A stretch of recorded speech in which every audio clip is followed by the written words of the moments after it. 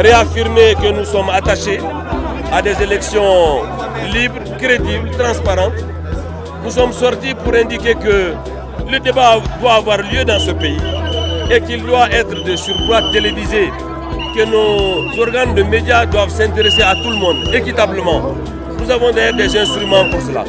Donc je crois que c'est une grande joie qui m'anime aujourd'hui, malgré quelques blessures que je porte encore et que d'autres portent ici, dans cette foule.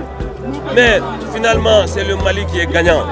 Je salue tous ceux qui ont eu la raison de permettre la démocratie s'exercer, tout simplement.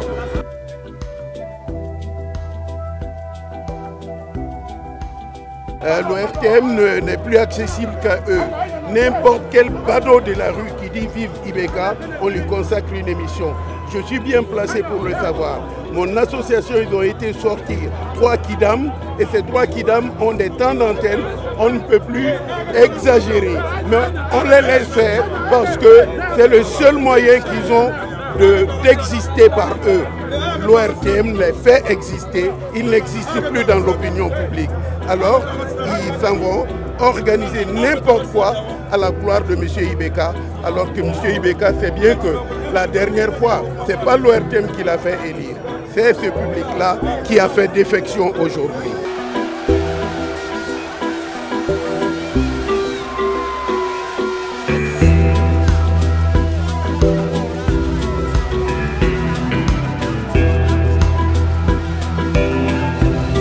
Les cartes d'électeurs qu'on nous a montrées avec des explications fallacieuses, nous saluons l'arrivée des cartes mais nous ne sommes pas convaincus.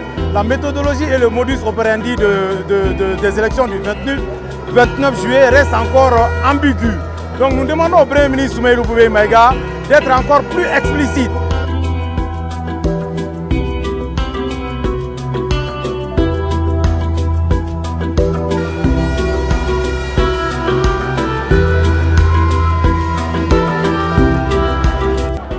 Il y a eu une relecture de la loi électorale et cette relecture exige des représentants de l'État d'associer tous les partis politiques à la fixation du nombre de bureaux de vote et leur emplacement. Nous avons compris que certains préfets n'étaient pas en train de faire ça, d'observer cette règle. Le ministre a été informé et il a dit à notre grande surprise qu'il n'était pas au courant. Nous sommes dans un État comme ça.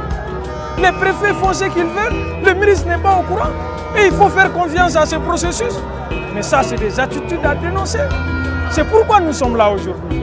Et ce processus a l'obligation d'être correct, d'être transparent, d'être crédible et d'être sincère pour la survie même de la République.